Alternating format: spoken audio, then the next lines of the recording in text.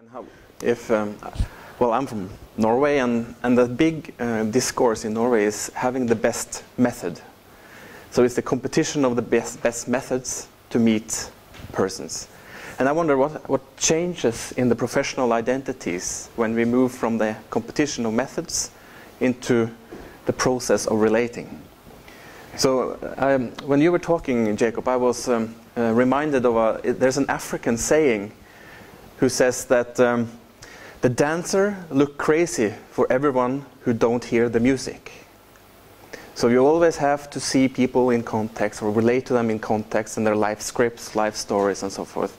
And I'm just going to have one slide because I'm very occupied of the relationships of the ideas we have as professionals, and the ideas as me as a professional creates the practices I use.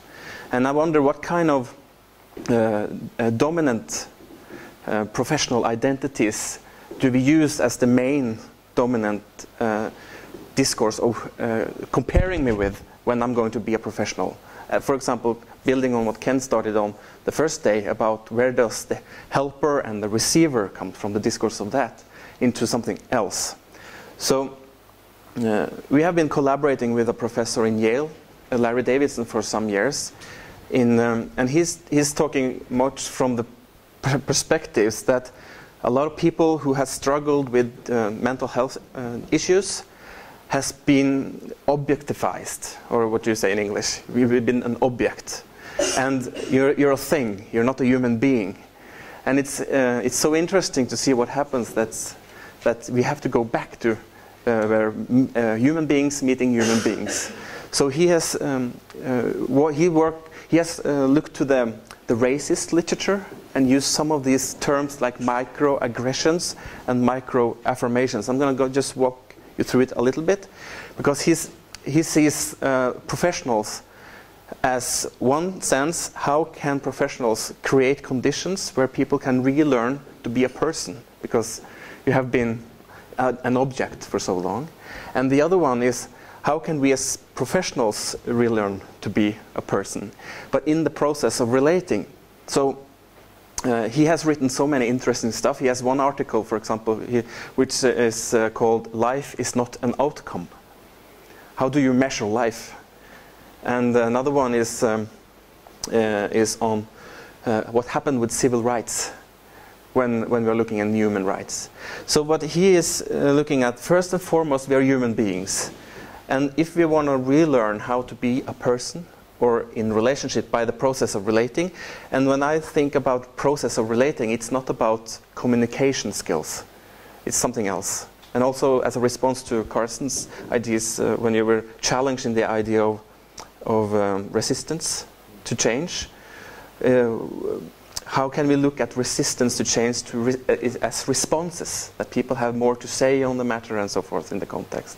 So if you can see as process of relations, a process of relating is a responsive process. So he says, for example, first and foremost, you have to treat people as they are people, and they have always been people. And and that's through the micro affirmations. What I mean by micro affirmations is the small thing, like how you look at people, how you serve coffee or don't serve coffee, or who you serve coffee first. There's all these micro things that people relate to, and starting to think about themselves and their own identities, of how they felt included. And I'm going to come back to that after in my research. And the opposite thing is the microaggressions. By how do we not perpetuating the culture and practices which contributed to their losing of their sense of being a person to begin with? How do we impose our ways of being into other lives of being? I remember when I started to work as a family therapist, I had to really challenge my ideas of living and not perpetuating that other people has to live the same couples or family lives as I used as a framework. And how can people live their lives? And how do you lead and organize such processes? That microaggressions is also the opposite of microaffirmations. And the third thing is by not making decisions for people. And that's in the UN now, the Declaration for Disability Act. They have been talking a lot about the shared decision making in the healthcare sector. For example, in Norway, they are employing at the hospitals shared decision makers. So the service user and the professional make decisions about my treatment together. The problem is that we only can choose from this board, which I have decided you can choose from. So the UN Act is now moving into supported decision making. So professionals from being experts to help people share, or we can make decisions by ourselves, collaboration.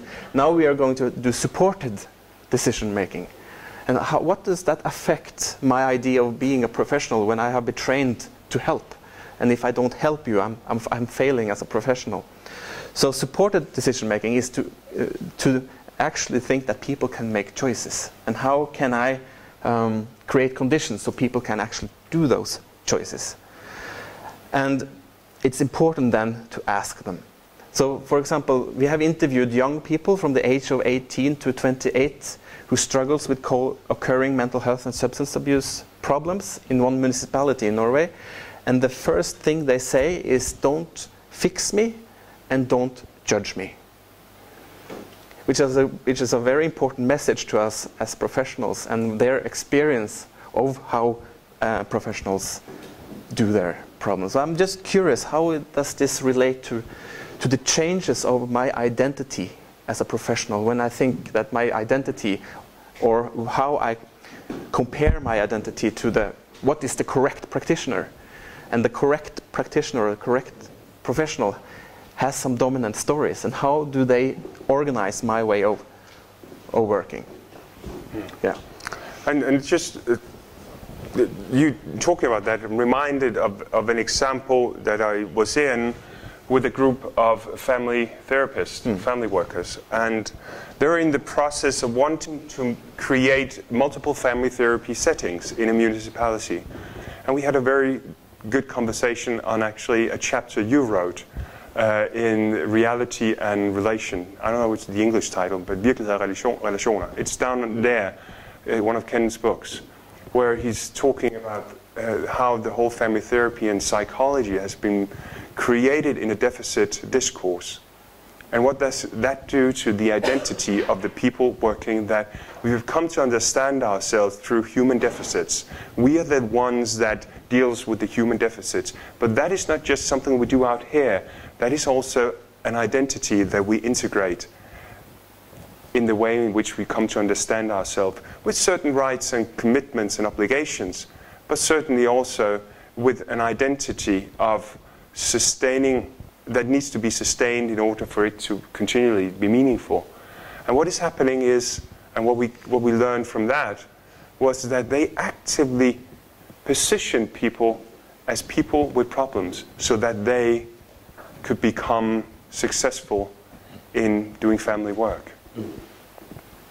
And this is something that is really at stake when we talk about relational welfare, that there is an identity issue here which is at stake. There are professional life scripts that we cannot sustain once we drop the distinction that we are the ones dealing with people's deficits into a story that we are people that relate with other people in exploring the affordances and constraints in human interplay, and how we can create worlds together that deals with the difficulties of people's lives in ways that bring out the resources and a sense of people being able to manage their lives and live their lives in ways that they're finding fitting.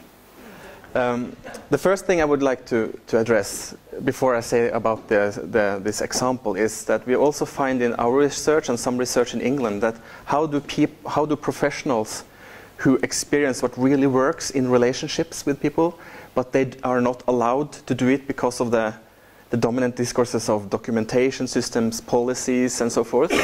And we have described that as competing priorities. And when professionals are in this tension between the micro things that you really know that you can do, but you have to break some rules, official rules, to make it happen, then you have some professionals who are creative and do that, and work on behalf, like advocates for their service users, but the most of the professionals actually are more loyal to the systems than doing what actually is useful for people.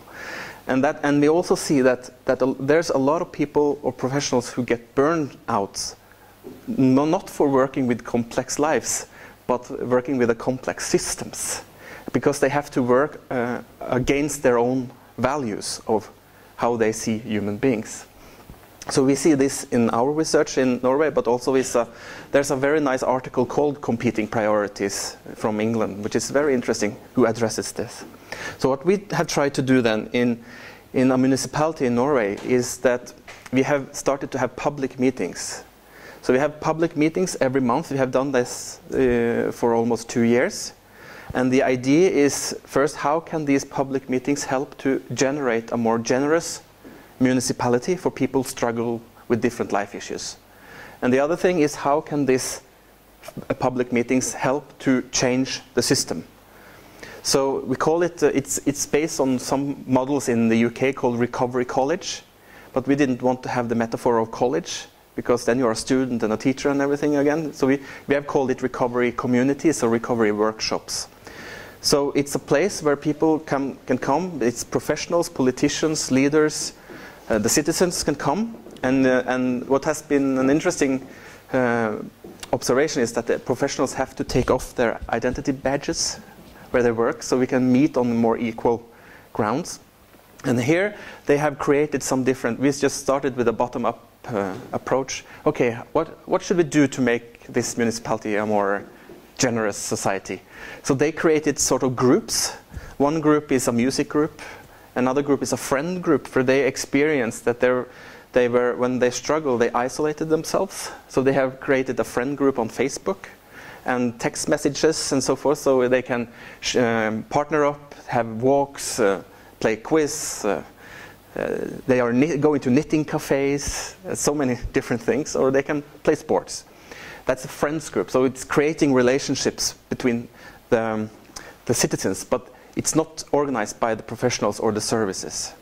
Another group created a guide group, because the healthcare system is so fragmented. You have to be so well to be ill, because it's so difficult to find out where to go and which service I have to go to, and everyone is so occupied with their mandates. So if I'm stressed, I just want to pass the service users to another service.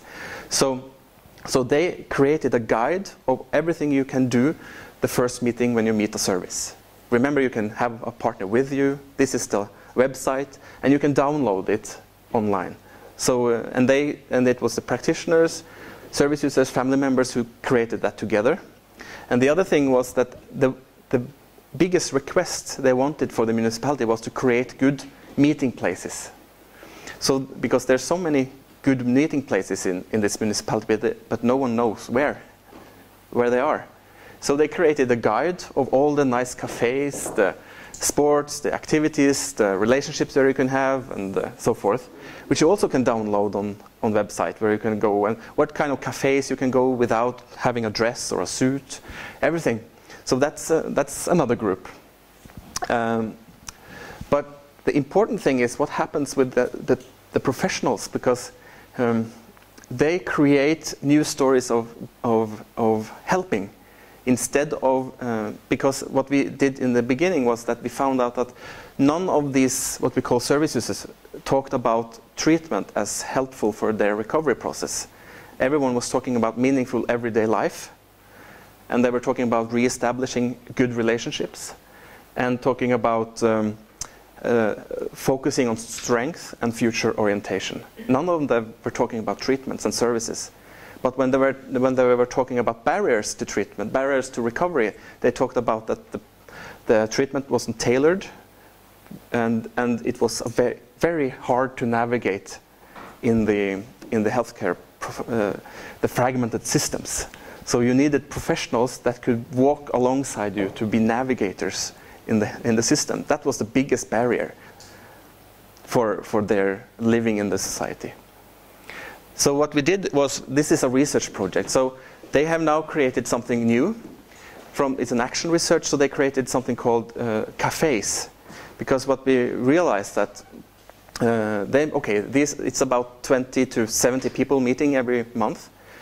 And then they created, we need some courses. So they are now creating courses. For example, they are now having a course on how to small talk.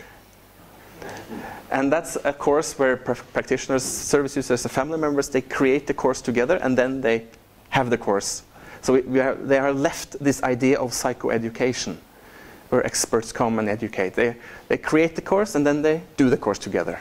And then another course they've had is how to talk with your GP about medication. And then they create the course and then they do the course together.